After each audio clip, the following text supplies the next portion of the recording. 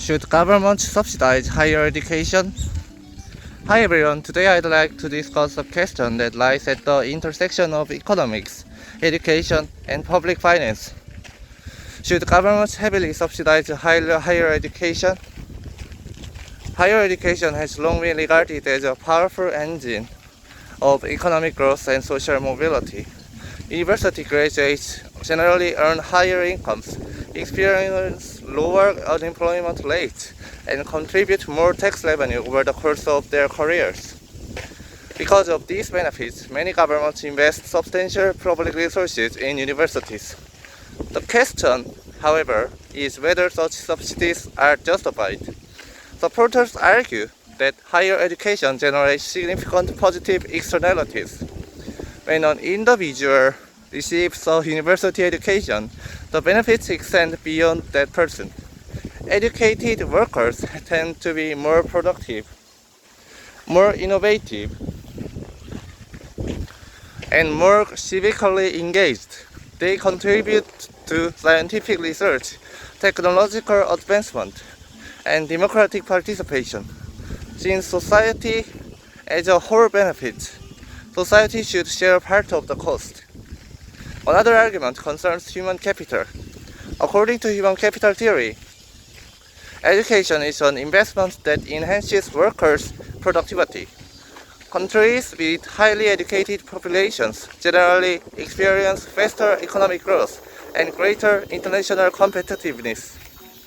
Public investment in universities may therefore produce long-term returns that exceed the initial expenditure. Supporters also emphasize equality of opportunity. Without financial assistance, talented students from low-income families may be unable to attend university.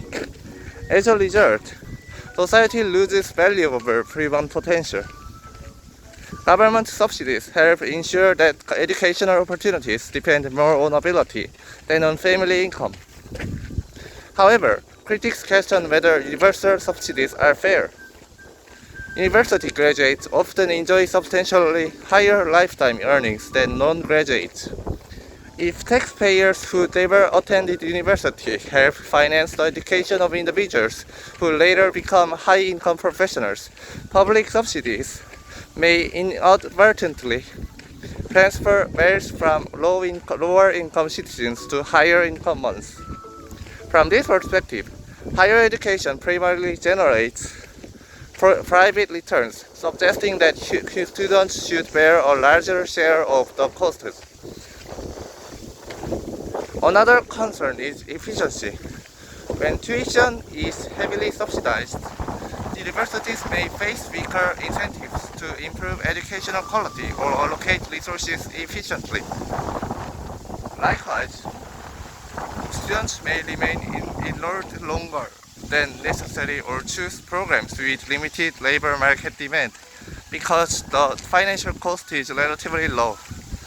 Critics argue that limited public resources might generate greater social benefits if invested in early childhood education or vocational training instead.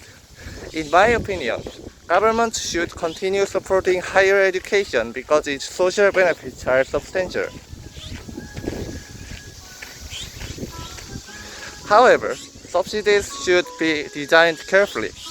Financial assistance should focus primarily on students with demonstrated financial need and academic potential.